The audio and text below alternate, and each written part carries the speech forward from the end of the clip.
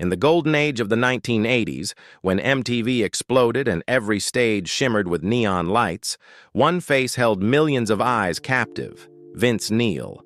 With his flowing blonde hair, defiant stare, wild voice, and that half-innocent, half-arrogant smile, he became the living embodiment of the American rock and roll dream: fast, loud, and reckless. As the frontman of Mötley Crüe, Neil and his band redefined an entire era, the age of sex, drugs, and glam metal, where guitars roared like thunder and every concert felt like an explosion of sin and freedom. But that dazzling light was also the fire that burned everything he ever had. Behind the mascara and the iconic leather outfits was a man covered in scars. The one who caused a crash that killed his best friend, the father who buried his 4-year-old daughter, the man who walked down the aisle 4 times only to end up alone, the addict, the bankrupt, the one sued and mocked on the very stages that once worshipped him. The louder Vince Neil tried to sing to drown out his past, the deeper he seemed to sink into the chaos he had created. From an immortal star of a golden decade, he became a symbol of fame's cruel price, where glory and ruin are separated by a single breath. This isn't the story of an untouchable legend, but of a soul consumed by the very lifestyle he once embodied. A man who touched heaven, fell into hell, and still tried to sing amid the ashes, as if that were the only way left to stay alive. Born on February 8, 1961, in Hollywood, California, Vince Neil, whose full name is Vincent Neil Wharton, didn't come into the world under the lights of fame, though fate would eventually drag him there. His family came from the working class, living on modest jobs. No one was an artist, and no one ever imagined that the mischievous blonde boy in the family would one day have the world chanting his name. They lived a transient life, moving from place to place, from Englewood, where street violence was part of daily life, to the smog-filled, crime-ridden neighborhood of Watts, and finally to Glendora, a quieter suburb, but one that never gave the boy any real sense of stability. Vince's childhood was a string of uprooted days. Schools changed so often that he couldn't even remember the faces of his teachers or classmates. Everywhere he went, he was the new kid, the one others watched with a mix of curiosity and distance. Maybe that's why he learned early how to defend himself through personality. Rebellious, loud, attention-seeking, yet strangely magnetic, as if every bit of chaos around him was drawn into his orbit. Sports were the first place Vince ever felt in control of anything. He spent hours surfing along the Southern California coast, where every crashing wave hurt, but also set him free. Basketball, football, arm wrestling, any sport where he could pour out his energy. But in the end, it was music that gave him a true sense of self. At 14, Vince began grabbing the microphone at school parties and backyard garage gigs, where neon lights flickered and cheap speakers rattled with distorted sound. No one taught him how to sing. He couldn't read a note of music, but his voice had a raw, wild instinct that made people stop talking and listen. When Vince stepped onto a stage, even one made of a few wooden planks thrown together in someone's backyard, every eye turned toward him. His parents never dreamed their son would be a star. They only hoped he'd stay out of trouble. But for Vince, stability was a trap. He didn't believe in living the same day over and over. He believed in adrenaline, in sound, in light, in the roar of a crowd lost in the dark. In the sunburned streets of Southern California, where the smell of Mustang exhaust mixed with cheap liquor and teenage ambition, Vince Neil grew up like a spark waiting to ignite, handsome enough to be noticed, reckless enough to be hated, and different enough to know he wasn't meant for an ordinary life. But life, like an unfinished rock song, always has its offbeat notes.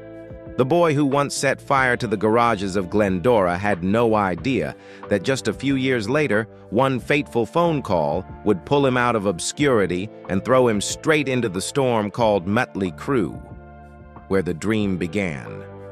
and where it would all fall apart. From smoke-filled garage parties to dimly lit bars, Vince Neil slowly became the ringleader of small, youthful rebellions. At 17, he joined a local band called Rock Candy, a group of high school musicians who played at fairs, school events, and bars around suburban Los Angeles. They had no producer, no record deal, just a few worn-out guitars, a reckless dream, and the burning desire to escape their dull lives. Vince quickly became the center of attention, not because his voice was perfect, but because his stage presence carried danger. A half-defiant, half-feverish look in his eyes. A careless swagger as if the whole world were just a cramped club set ablaze beneath his feet. He didn't perform. He lived it. And that authenticity made the crowd unable to look away. Then one night, amid shrieking guitars and cheap beer, someone near the bar noticed something different. Tommy Lee, Vince's former classmate, now the drummer for a rising group on the Sunset Strip called Mötley Crüe, watched him for a few minutes, then smiled. He knew instantly this was the missing piece of the band, the kind of raw energy no one else possessed. One phone call, one quick audition in a smoke-filled garage. Vince stepped into a room humming with static and the smell of cigarettes, and history began. In April 1981, Vince Neil officially joined Mötley Crüe, bringing with him the reckless spirit of youth, natural charisma, and the spark that would soon make the whole world look toward Los Angeles. None of them realized that moment would open not only the door to glory, but also to a tragedy spanning more than 4 decades. Because the stage lights that would make Vince Neil a star would soon be the same lights that burned everything else away. Right after Vince joined, Mötley Crüe ignited a storm no one could contain. In 1981, they self-released their debut album, Too Fast for Love, a raw and impulsive manifesto where the guitars roared like engines and the drums pounded like the heartbeat of youth afraid of being forgotten. No major label, no marketing plan. Just 4 wild kids from Los Angeles screaming as if playing was the only way to stay alive. The album was rough, chaotic, but painfully real. It wasn't polished, it wasn't perfect, yet it was the sound of a generation that recognized itself in every note. Too Fast for Love was like the roar of an engine down Sunset Boulevard, loud, dangerous, impossible to ignore. It was the cry of a generation refusing to grow up. And Vince Neil, with a voice caught between hunger and recklessness, became its soul. 2 years later came Shout at the Devil, and Mötley Crüe went from crazy outsiders to global phenomenon. MTV played their videos on repeat. The fiery clips, the tight leather outfits, the thick eyeliner, the teased hair, the red lights, all of it formed a new language of rebellion. They didn't just play music. They redefined glam metal culture. Every time Vince stepped on stage, he didn't sing. He burned. He was the handsome devil of the 80s, seductive, wild, defiant, a beauty both magnetic and destructive. America looked at him and saw a dream, the dream of absolute freedom. But within that blinding light, another darkness quietly grew. Behind the scenes, Vince and his bandmates lived as if every night could be their last. Booze wasn't for fun anymore. Cocaine wasn't for excitement. It became their oxygen. The band sank into a blur where celebration and damnation became one. Endless parties, groupies sprawled across hotel floors, broken furniture, laughter tangled with vomiting. For Vince, it stopped being rebellion. It became a ritual of self-destruction, where people forgot who they were just to feel alive. And in those blazing nights, when alcohol replaced blood and the roar of a sports car merged with the pounding of drums in his head, fate quietly stepped in. One drunk drive, one deafening crash, and in a heartbeat, the brightest light in Vince Neil's world slammed into darkness.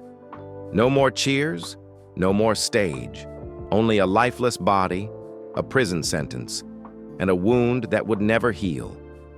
But the most terrible part wasn't death itself.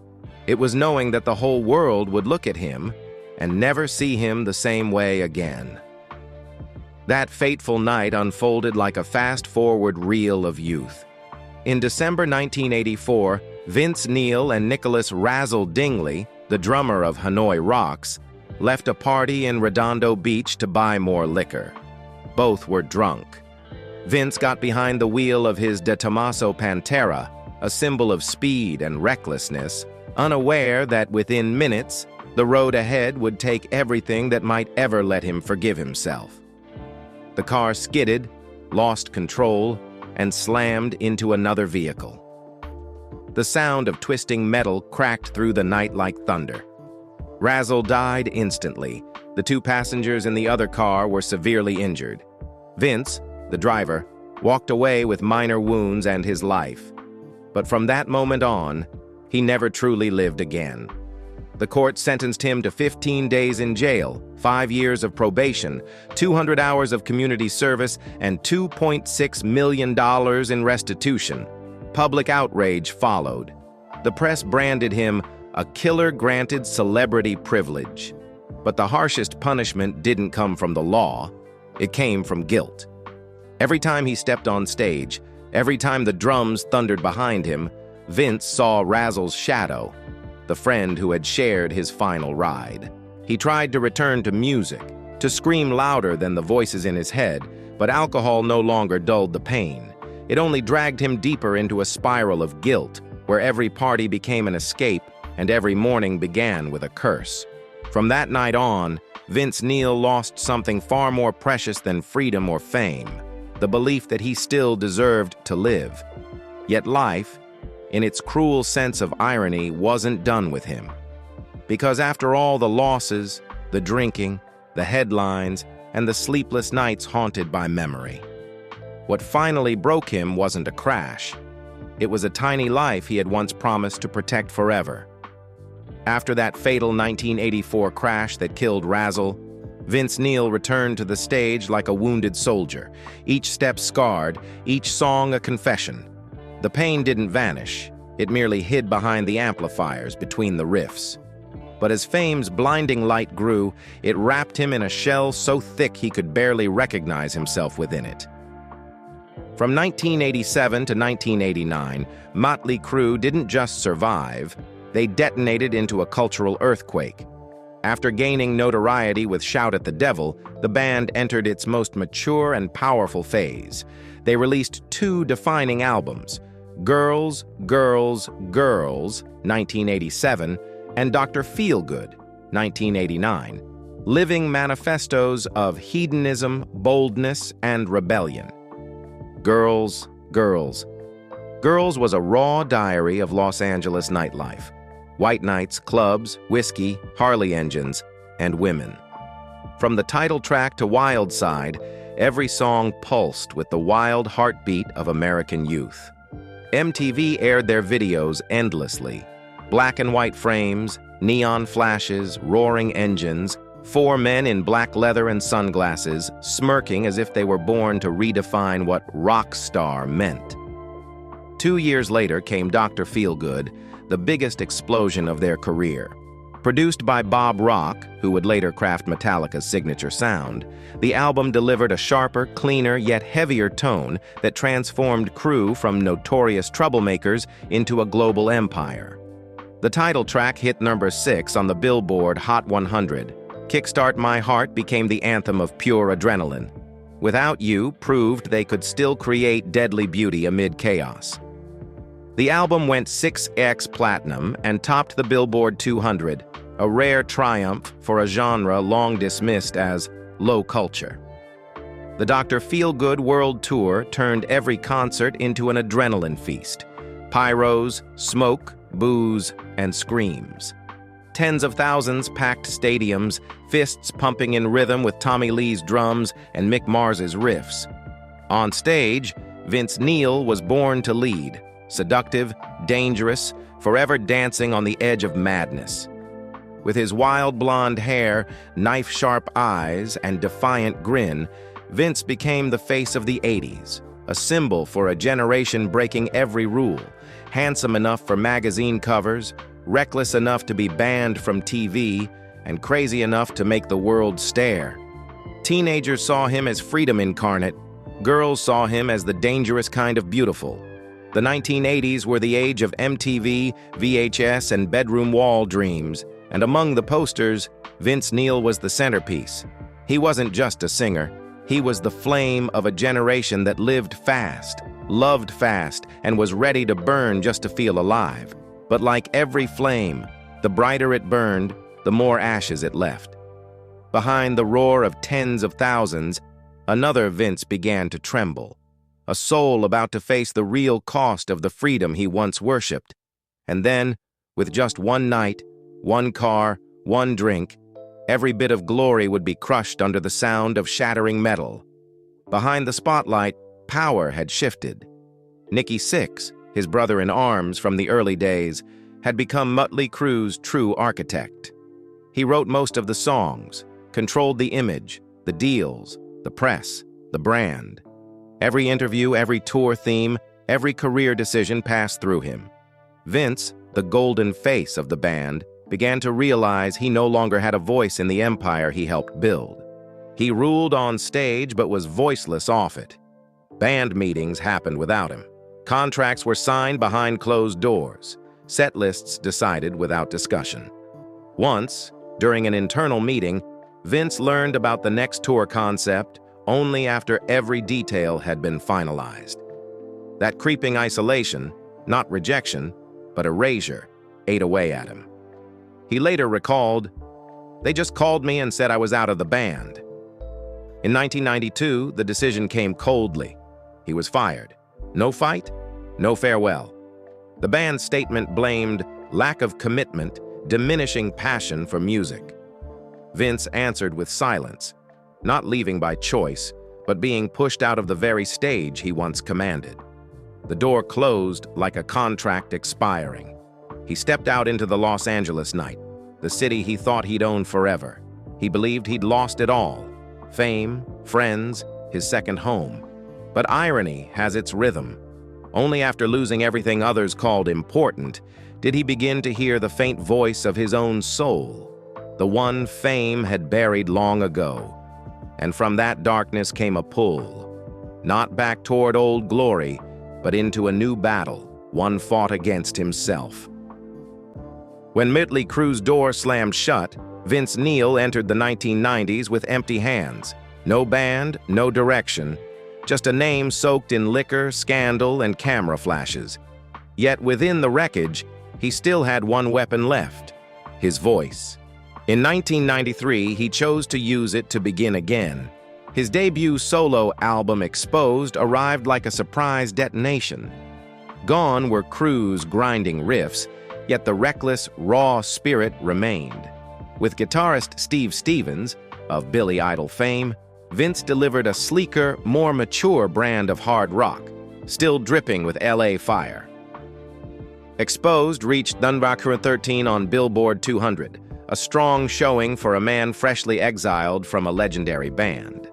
Critics were divided, but many admitted Vince had proved he was more than just the face of Mötley Crüe.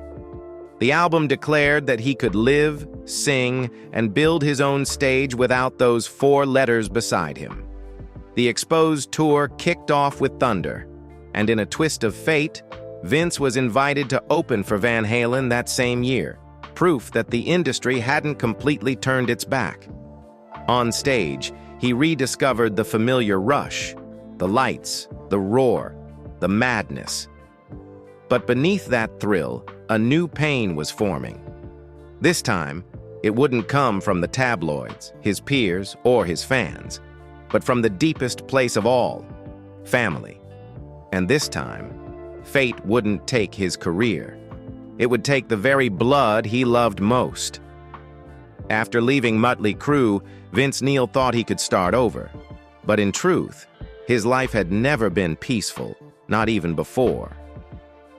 In the early 1980s, amid the whiskey-soaked nights and guitar screams of Los Angeles, Vince met Beth Lynn, the first woman who made him believe that love could save someone like him.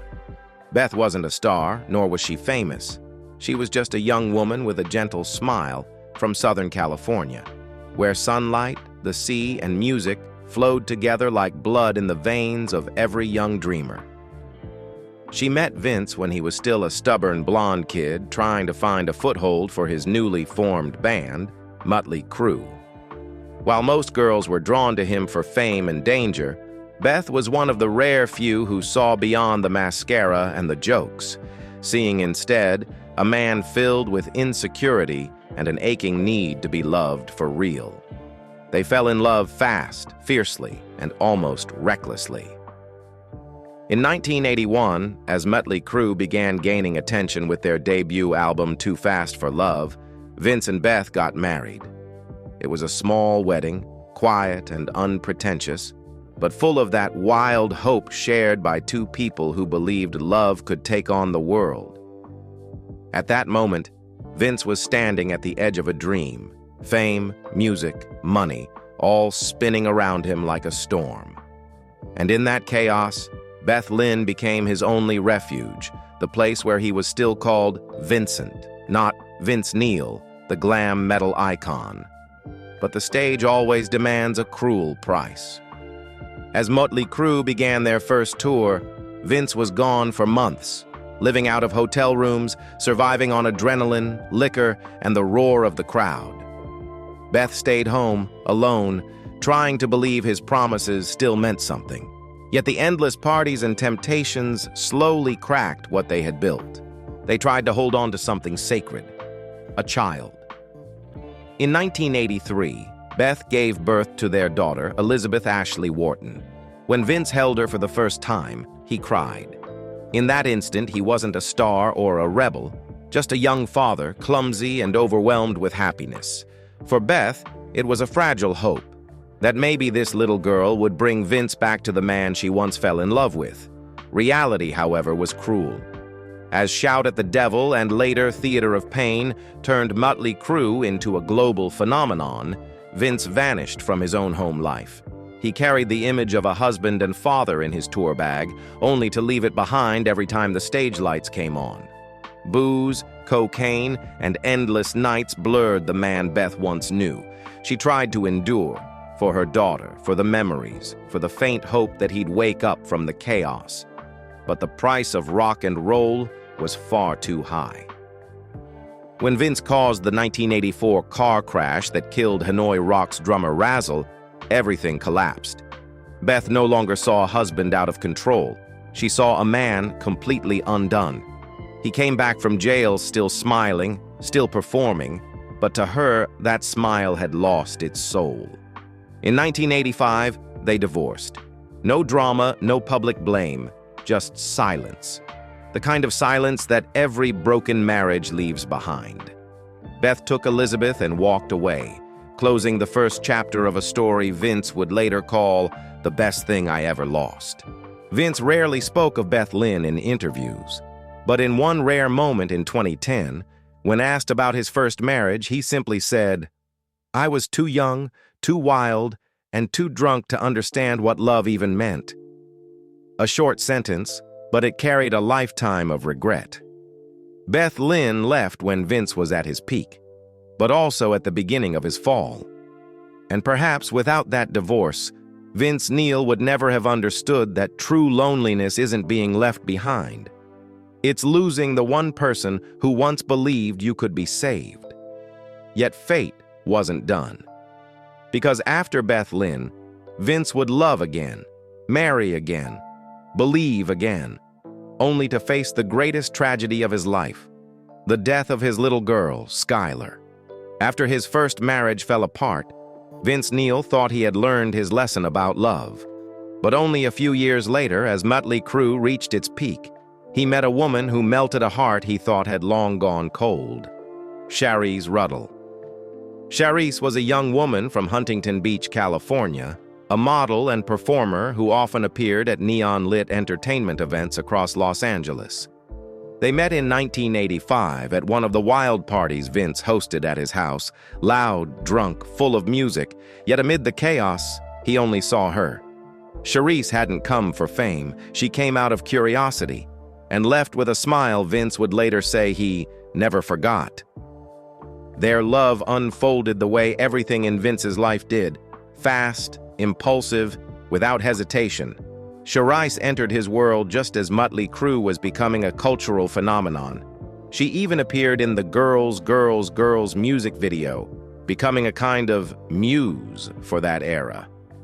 In 1987, they married, a rock and roll wedding full of leather, loud music, and flashing lights.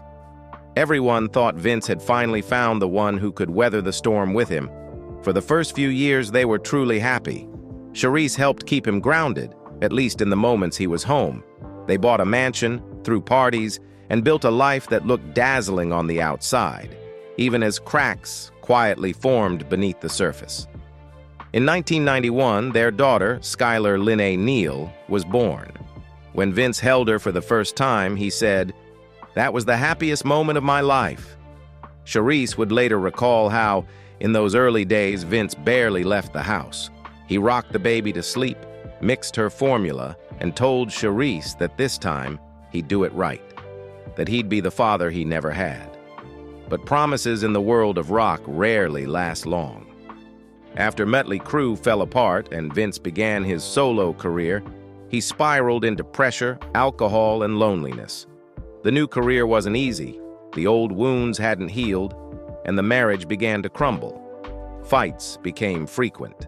Nights when Vince didn't come home became routine. Charisse, strong and independent, tried to hold the family together, but she could feel him slipping away. They divorced in 1993, not dramatically, just exhausted. 2 years later, fate struck the cruelest blow of all. Their daughter Skylar was diagnosed with kidney cancer. She was only 4 years old, golden-haired, bright-eyed, a mirror of her father. Suddenly, their lives were reduced to hospital rooms where laughter was replaced by the sound of ventilators. Vince dropped everything, tours, appearances, and spent his nights beside her bed. He once said, "I'd give everything, fame, money, all of it, just to trade places with her."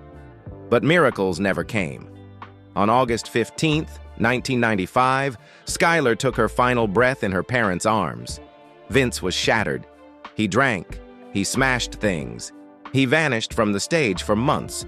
Charisse, too, retreated into silence, disappearing from the public eye to build a quieter life.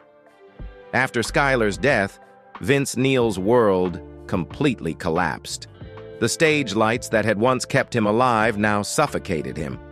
In his empty house, her toys still lay scattered, and the faint scent of her baby shampoo lingered in the air. Constant reminders that life had taken the only thing he could never afford to lose. With nowhere left to run, Vince turned back to music, not to perform, but to grieve. He wrote Skylar's Song, a stripped-down ballad with nothing but guitar, a rasping voice, and words torn straight from the heart of a broken father. It wasn't heavily promoted, didn't climb the charts, and it didn't have to. As Vince said, "I wrote it so she could hear me wherever she is." Out of that pain, Vince created the Skylar Neal Memorial Fund, a charity named after his daughter to support research and treatment for children's cancer. Since 1995, the fund has raised millions of dollars for hospitals and medical centers across the United States. Every year, Vince hosts the Skylar Neal Golf Tournament, gathering friends from the worlds of music, sports, and film to raise money for sick children. A way to turn unbearable loss into something meaningful, a form of redemption and self-forgiveness. But no matter how much good he did, inside Vince remained a deep, endless darkness. He no longer found joy in parties, flashes, or applause. Friends later said that after Skylar's funeral, he was never the same. He stopped giving interviews, stopped writing, and spent most of his days alone, drinking, sleeping, drinking again. He looked like a man still breathing, one old friend said, but his soul had died with that little girl. The long depression dragged Vince into a cycle of isolation and self-destruction. One drunken night bled into the next, the line between guilt and existence growing thinner each day. He had once possessed everything: fame, fortune, love, and lost it all, leaving behind only the memory of a little blonde girl who used to call him Daddy. In his darkest moment, when it seemed he would forever drown in his own shadow, someone appeared: Heidi Mark. Heidi was a model and actress who had graced the cover of Playboy and appeared in various American sitcoms. They met in 1993 at a Beverly Hills party, where Heidi later admitted, at first, "I didn't even know who I was talking to." Vince was no longer the MTV-dominating rock god, just a worn-out man, numbing himself with alcohol and fleeting attention. But that exhaustion made him different from the arrogant rockers Heidi was used to. He spoke little, smiled faintly, and had eyes she described as so sad you just wanted to heal them. Their love began slowly but quickly deepened into something intense.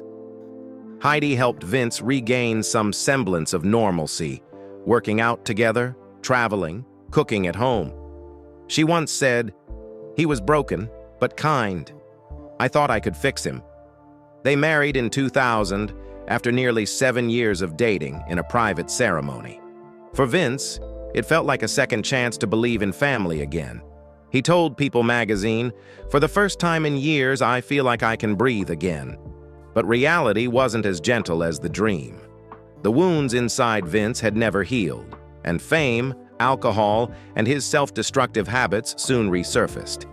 Heidi, though part of show business herself, had a calmer temperament, and she began to realize she couldn't keep up with his chaos.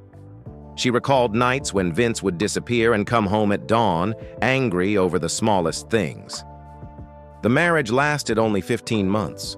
Heidi filed for divorce in 2001, citing irreconcilable differences. Later, she summed it up in one sentence: "It was passionate, but impossible." For Vince, the breakup wasn't loud or bitter, just empty. He didn't rage like before. He simply withdrew. "I've already lost too much," he said. "One more person leaving doesn't change anything." His love story with Heidi Mark wasn't a catastrophe. It was proof that no matter how hard Vince Neil tried, the past always pulled him back. Every time he thought he had found peace, the past knocked again, disguised as another nightmare. And perhaps it was after that brief marriage that Vince finally understood there was only one place left to escape the wreckage of his life: the stage. In 2003, nearly 8 years after losing Skylar, he returned to where it all began with a project called Live at the Whiskey. The show took place at the legendary Whiskey A Go-Go on Sunset Boulevard, the same club where his journey had started more than 2 decades earlier. No flashy promotion, no gimmicks, just Vince, a band, and the fans who had grown older with him. That night, he sang the old Mötley Crüe hits: "Looks That Kill," "Shout at the Devil," "Home Sweet Home." His voice wasn't as powerful as it once was, the high notes sometimes faltered, but no one cared. When Vince stood there, hair now streaked with silver, voice gravelly, eyes heavy with memory, the crowd understood. They weren't watching a man trying to be cheered. They were watching a man trying to find himself again. During Home Sweet Home, witnesses said he grew silent, tears falling before he could wipe them away. It was no longer a song for the audience. It was for his daughter who was gone, for the youth he'd lost, and for the weary soul that still refused to die. That performance wasn't a grand comeback. It was a confession set to music, a reminder that even as time strips everything away, music remains the final thread holding him to life. And perhaps it was on that Live at the Whiskey night that Vince Neil finally realized he couldn't hide forever in sorrow. Because behind the lights, something still called to him. The echo of his past, carrying a familiar name: Mötley Crüe. A call to return, and to face the ghosts he once left behind. In the years following his marriage to Leah Gerardini, Vince Neil began reappearing in the headlines, but not for his music. The stories were about his chaotic private life: ex-girlfriends, Ex-wives, even women who had only briefly crossed his path, all said the same thing. Behind the stage bright smile was a man who had never truly healed. Beth Lynn said he was always running from his emotions. Charisse Ruddle described their love as like living with a volcano. Heidi Mark admitted that Vince wanted love, but didn't know how to keep it. And Leah Gerardini, the one who tried the hardest, said softly, he never stopped loving the ghosts that haunted him. They all spoke of the same endless cycle: infidelity, anger, alcohol, and emptiness. Nights when Vince disappeared, mornings when he returned with bloodshot eyes, and apologies repeated so many times they lost their meaning. To many, he was the most charming man in the room.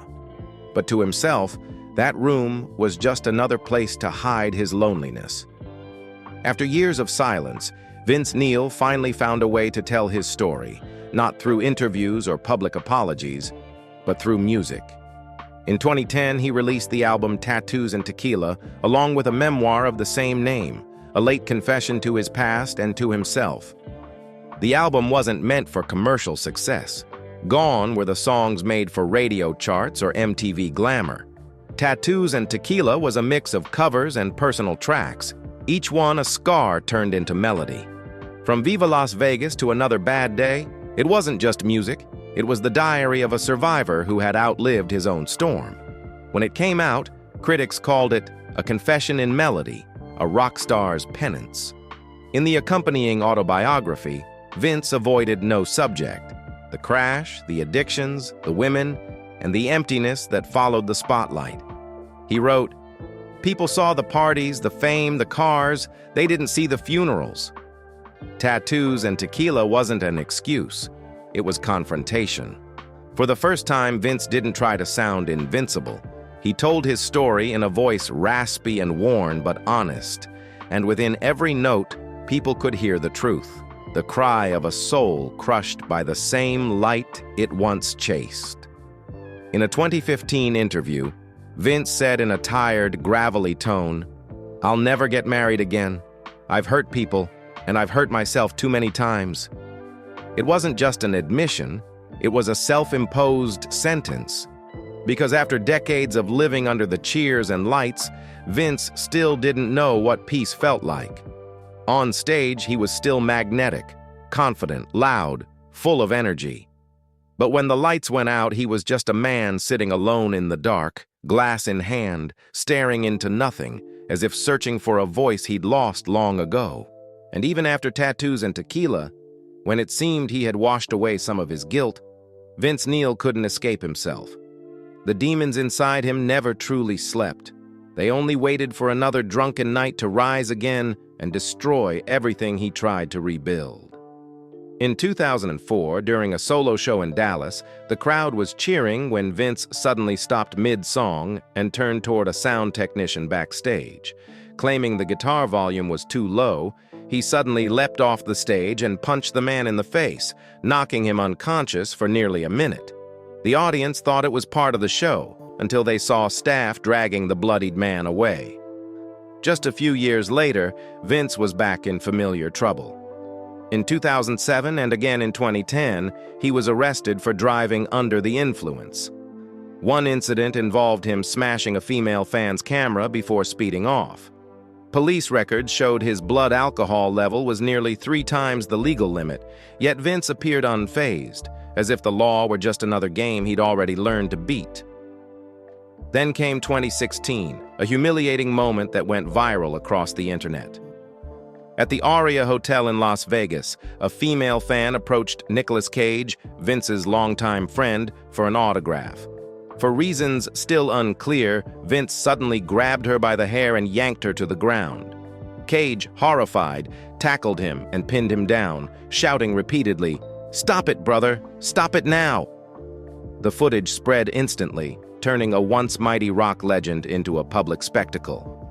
Vince was charged with assault, fined, and sentenced to 6 months probation. Afterward, one rock magazine wrote bitterly, "From frontman to front-page felon, the fall of Vince Neil is no longer tragic, it's predictable." The public began calling him by cruel nicknames. Rock's most infamous drunk driver. And they weren't wrong. Vince Neil's name was now less associated with music and more with mugshots, court documents, and nights passed out in parking lots. Each time he left the police station, he promised to change. But then the Las Vegas neon lights would flicker on again, the glass would fill, and the dark circle would start all over. It was as if Vince either didn't know or didn't want to live any other way. And over time, those scandals transformed him from an icon of rebellion into a symbol of self-destruction, a man forever trapped inside the shadow he had created. And the cruelest irony of all was that, just when Vince Neil thought he was closing a chapter, fate was quietly preparing to open another, one with no stage, no music, just a weary body and the creeping fear of what tomorrow might bring. By the end of the 2010s, Vince Neil was nearly spent, physically and spiritually. From a stadium legend to a symbol of self-destruction, there seemed to be nothing left that could save him from himself. But then, in 2019, The Dirt premiered, a raw, chaotic biopic retelling the entire rise and ruin of Mötley Crüe. It reignited the band's name like a cultural flashfire. Suddenly, the world was talking about them again, and in the echo of that nostalgia, Vince Neil was called back. The band reunited. The lights came on again. But this time, Vince wasn't the leader. He wasn't the voice that commanded the stage. He returned more as a brand mascot, a symbol to display rather than a soul to be heard. Behind the scenes, the old tensions still simmered. Nikki Sixx, once his brother-in-arms, now held control over everything. The songwriting, the direction, the public image. Vince hinted more than once that his old vocals had been reused on new recordings without his approval, that his creative input was quietly erased from the process. "I feel like an employee in a company that uses my face as its logo," he said in one bitter interview. On paper, Vince Neil was still the frontman. But in reality, he was singing ghosts, performing memories, not music. Still, he kept going. Because after everything, the courtrooms, the drinking, the funerals, the stage was the only place left where he could still feel alive. Yet his body began to betray him. His voice weakened, his breath shortened, his weight climbed, and several times he was forced to leave the stage mid-show. Doctors warned of stroke risk and urged him to stop touring. Vince only laughed, "I'm not done yet." In 2024, Mötley Crüe released the EP Cancelled, featuring Dogs of War with John 5, who had replaced Mick Mars. It was their way of saying, "We're still here," though it also reminded everyone how far their golden age had receded. By 2025, Vince postponed his Las Vegas shows due to medical surgery, and the Boardwalk Rock Festival in Maryland was canceled at the last minute. Many assumed it was the end. Then, in February, fate struck again. His private plane crashed in Scottsdale, Arizona. His girlfriend, Rain Hanna, was badly injured. The pilot was killed. Vince, by sheer coincidence, wasn't on board. The news sent chills through fans, echoing the 1984 crash that had killed his friend, Razzle. But this time, instead of collapsing, Vince carried on. When everything, fame, health, even life itself, seemed fragile, he clung to one old promise: as long as I can stand, I'll sing. And so, in the summer of 2025, during shows in Niagara Falls, Boston, and Bethel, audiences saw him again. Older, heavier, imperfect, but still standing, still holding the microphone, still facing the crowd through dim lights, as if saying, "I'm still here. I haven't disappeared." Today, when Vince Neil walks on stage, no one expects perfection. They come for something else, to witness a man who fell to the bottom and still dares to face the light. His voice trembles, sometimes cracks, sometimes misses the beat. But that trembling is what makes it real. It's proof that he's still alive, still fighting, breath by breath, to keep the one thing life hasn't yet taken from him: the music. Vince Neil once had everything: Fame, fortune, love, worship. Then he lost it all. Friends, daughter, marriages, career, even his own voice. Yet through the wreckage, he refused to vanish. Every time he fell, he stood up again, weaker perhaps, but standing just to prove one thing, that a person doesn't have to be perfect to still be seen, heard, and forgiven. In a recent interview, when asked if he ever thought about retiring, Vince let out a hoarse laugh. "I've died a few times already, but somehow the music keeps waking me up." That line, half bitter, half proud, might be the truest portrait of the man once called the last wild soul of the 80s. Vince Neil's legacy doesn't lie in perfect high notes or platinum records, but in the raw truth he's carried through his chaos. Behind every legend stands a human being. Fragile, flawed, lonely, but still trying to live. From a Hollywood kid to a glam metal icon, from adored to condemned, from forgotten to reborn, his journey isn't one of glory. It's a reminder that every triumph comes with a price. When the final lights go out, his name may no longer headline magazines. But somewhere, in a bar at midnight, when someone plays Home Sweet Home, that raspy voice will still send chills down spines, not for its perfection, but for its honesty. Because in the end, Vince Neil was never a hero, nor a villain.